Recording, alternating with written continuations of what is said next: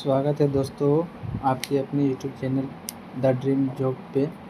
दोस्तों, बिहार पुलिस 19,838 भर्ती के लिए चेयरमैन ने क्या कहा है और एग्ज़ाम की दृष्टि से कितना महत्वपूर्ण सूचना है, आइए हम आपको सुनवाते हैं। आप सभी लोगों का केंद्रीय चयन पर्षद सिपाही भर्ती की तरफ से इस संक्षिप्त प्रेस वार्ता में सभी लोगों का स्वागत है। आप जानते हैं कि हमने 11 मार्च 2025 को विज्ञापन 1/2025 प्रकाशित किया था 19,838 सिपाहियों की भर्ती के लिए। तो उसी की प्रक्रिया को आगे बढ़ाते हुए अब हम इसकी लिखित परीक्षा आयोजित करने जा रहे हैं।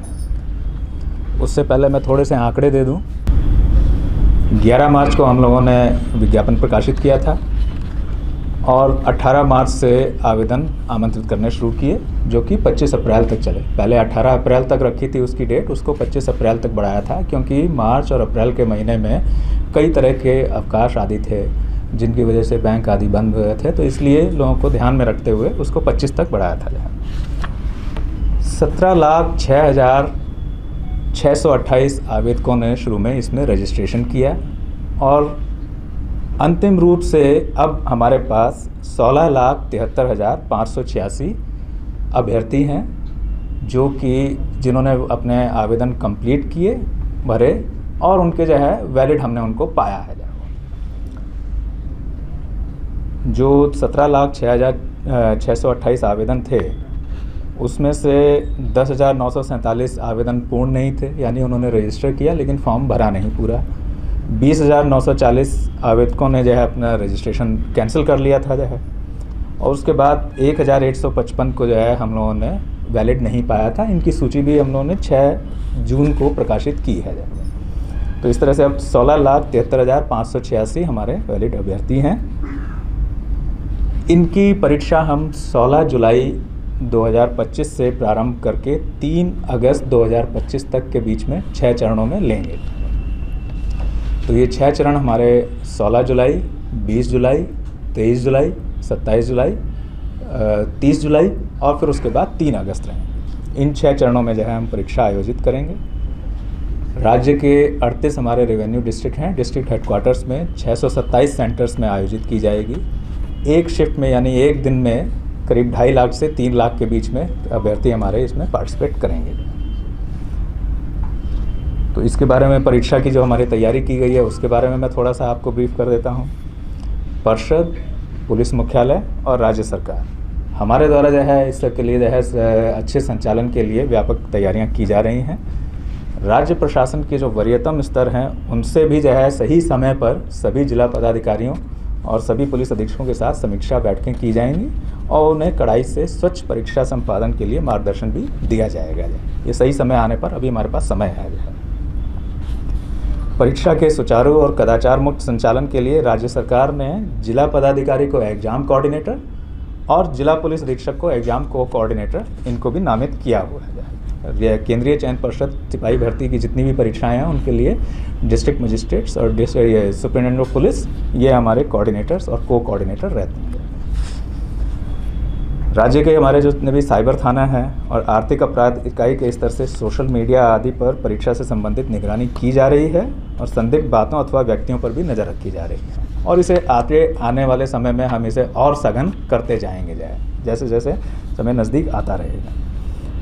स्थानीय पुलिस के द्वारा यह परीक्षा और परीक्षा से पूर्व हॉस्टल, लॉज, कोचिंग सेंटर्स और इसी प्रकार के अन्य संस्थान जहां अभ्यर्थियों और छात्रों आदि का जमावड़ा हो सकता है वहां पर निगरानी और आसूचना संकलन वहां पर किए जाते हैं। इन सब के इंस्ट्रक्शंस हो चुके हैं और ये कार्रवाई प्रारंभ भी हो गई है, आगे और सघनता से की जाती है। परीक्षा केंद्र पर अगर हम जो है व्यवस्थाओं की बात करें तो स्वच्छतापूर्ण और कदाचार मुक्त रूप में जो है इसको हम संपन्न कर सकें, इसलिए प्रत्येक कक्ष जो है एग्जामिनेशन हॉल के प्रत्येक कक्ष और अन्य महत्वपूर्ण स्थानों पर सीसीटीवी की से निगरानी की जाएगी और उसकी लाइव फीड पर्षद मुख्यालय के नियंत्रण कक्ष में रहेगी, जहां से उसको हम मॉनिटर भी कर सकते हैं और उसके आधार पर आगे जो है इंस्ट्रक्शंस भी पास ऑन कर सकते हैं। हर एक कक्ष में जैमर भी जो है लगाए जाएंगे और जो कि 5G और वाईफाई यानी मोबाइल नेटवर्क को जो है वो जैम करने की क्षमता रखते हैं जो है वो। इसके साथ ही केंद्राधीक्षकों से जो हमारे सेंटर सुपरिटेंडेंट्स रहेंगे उनसे सीधे संवाद के लिए हॉटलाइन की भी व्यवस्था हम करेंगे, क्योंकि जैमर रहेंगे तो इसलिए किसी और अन्य माध्यम से उनसे संवाद स्थापित नहीं किया जा सकता है, तो इसलिए उनसे सीधे संवाद करने के लिए हम व्यवस्था करेंगे। अभ्यर्थियों से संबंधित कुछ सूचनाएं हैं जो आपके माध्यम से सभी हमारे जो कैंडिडेट्स हैं उनको अवगत करना चाहेंगे। अभ्यर्थियों को उनके गृह जिला में परीक्षा केंद्र आवंटित नहीं किया गया, किसी भी कैंडिडेट को होम डिस्ट्रिक्ट एलोकेटेड नहीं है। जिला, तिथि और केंद्र आवंटन का कार्य जो है ये हमने रैंडमाइजेशन तरीके से किया है, जिससे कि एक तरह से जो है आप ये कहें कि रैंडम वे में जो है उनको किस डेट और किस ज़िले में जाना हो सकता है वो पता चलेगा जो है उसमें। 20 जून से हमारे सभी कैंडिडेट्स हमारी वेबसाइट पर जा कर के परीक्षा तिथि और ज़िला की सूचना देख सकते हैं। 20 जून से उनको कि किस तिथि को और किस ज़िले में उनका सेंटर पड़ेगा उसको जो है ज्ञान करते हैं। लेकिन एडमिट कार्ड जो है वो परीक्षा की तिथि से 7 दिन पहले ही डाउनलोड कर सकेंगे और उस एडमिट कार्ड में ही एग्जैक्ट एक्चुअल सेंटर कौन सा है उसकी सूचना रहेगी। हमारी परीक्षा ये 2 घंटे की होगी, 12 बजे से 2 बजे के बीच में, लेकिन इसमें उनका अभ्यर्थियों का प्रवेश सुबह 9:30 बजे से प्रारंभ होगा और 10:30 बजे तक मेन गेट से चलता रहेगा। प्रवेश के समय उनके DFMD, HHMD और जिला पुलिस के प्रशिक्षित पुलिसकर्मियों से उनकी चेकिंग और फ्रिस्किंग कराई जाएगी और उसके बाद ही उनको प्रवेश दिया जाएगा। वहीं पर उनकी पहचान के लिए जो है सेंटर में और एग्जामिनेशन कक्ष में परिषद द्वारा निर्गत जो ई प्रवेश पत्र होगा, जो हमारा जो ई प्रवेश पत्र है उसी के माध्यम से और उसके साथ साथ पहचान पत्र एक ले जाना होगा उन्हें, जो आधार कार्ड हो सकता है, पासपोर्ट हो सकता है, पैन कार्ड हो सकता है, मतदाता पहचान पत्र हो सकता है। उसके साथ ही उनको प्रवेश की अनुमति होगी। मतलब बिना एडमिट कार्ड के जो हमारा निर्गत है उसके बिना वो प्रवेश नहीं कर सकते। साथ में उनको अपना एक पहचान सुनिश्चित करने वाला एक पहचान पत्र भी ले जाना होगा। परीक्षा कक्ष में कैंडिडेट्स के हाथों के हम जो है अंगूठों के निशान, उनके फ़ोटो और शॉर्ट वीडियो लेंगे।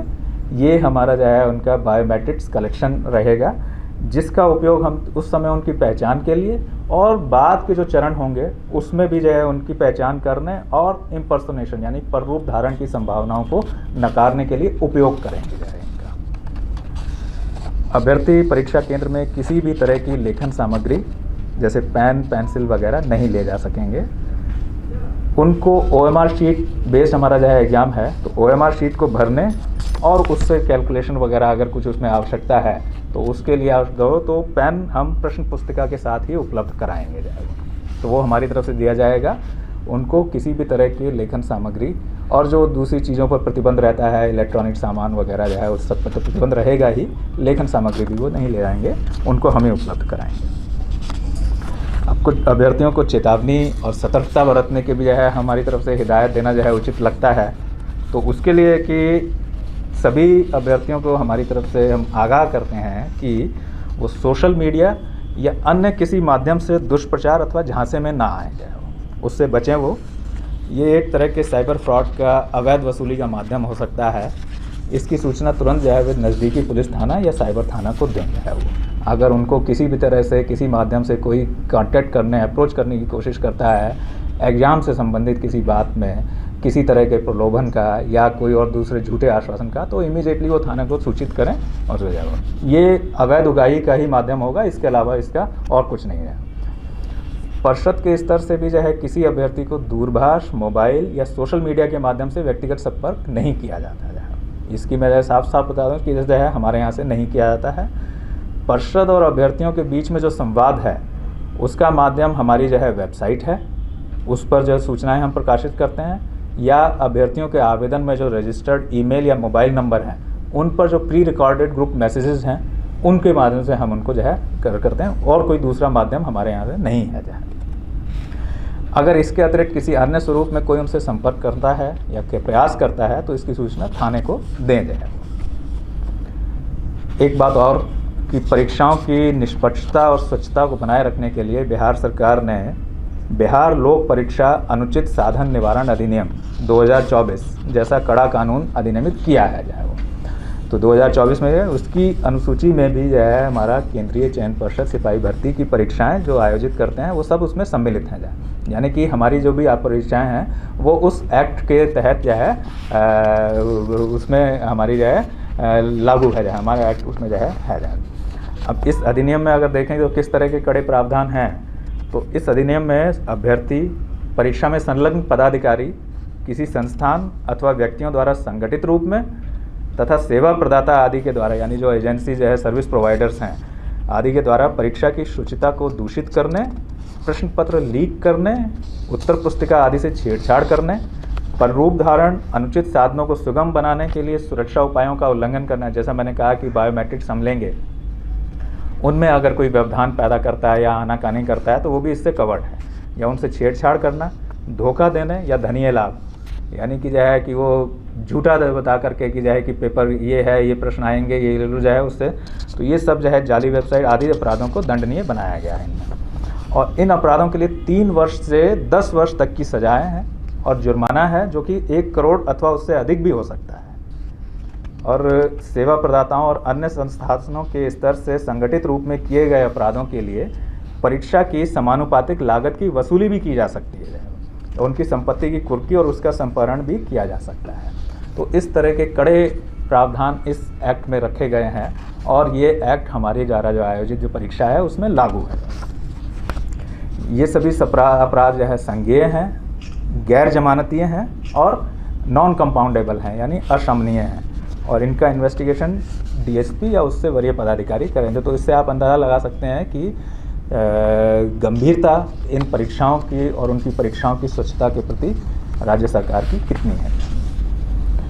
अंत में मैं ये कहूँगा कि परिषद स्वच्छ और कदाचार मुक्त वातावरण में परीक्षा और चयन आयोजित करने के लिए कटिबद्ध है और इसके लिए सारी व्यवस्थाएं कर रही है, कर भी ली हैं, अधिकतर हो गई हैं, और इसके लिए सभी अभ्यर्थियों, उनके अभिभावकों तथा राज्य की जनता से हम लोग सहयोग की अपेक्षा रखते हैं।